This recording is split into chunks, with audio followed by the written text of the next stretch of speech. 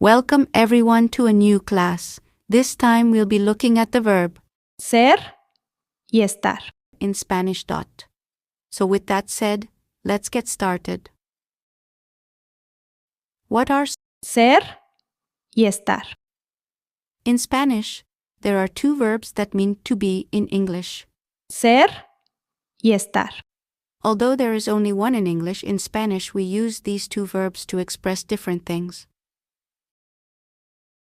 The verb Ser we use ser to talk about identity, who or what someone or something is. Yo soy un estudiante. Permanent characteristics, physical characteristics or attitudes of a person. Ella es alta y simpática. Origin, to describe where a person or object is from. Nosotros somos de México. Profession, what someone does. Él es médico. It is also used to tell the time and date. Son las 3 de la tarde. And finally, we use the verb ser to identify the relationship. This means kinship. Ella es mi hermana. We use the verb Estar. for temporary states. How could it be? The weather, some event or news, someone's attitude or emotion? Yo estoy cansado. Location. El libro está en la mesa. And finally, we use it to describe actions in progress. Nosotros estamos estudiando.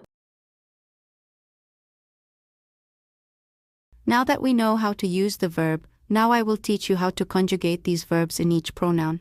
So if you haven't seen the video about pronouns, I invite you to watch my previous video so you can understand this topic more easily. Yo soy. Yo estoy. Tú eres. Tú estás. Él es. Él está. Ella es. Ella está.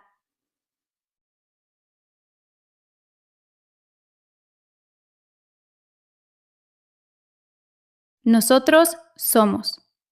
Nosotros estamos. Ellos son. Ellos están.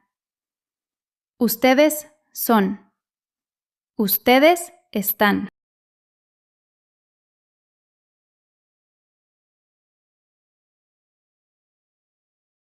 Now let's look at some examples. I invite you to try repeating the prayer I show you. Él es maestro. Nosotros somos amigos. Ella es mi novia. Ella está cansada. La casa es grande.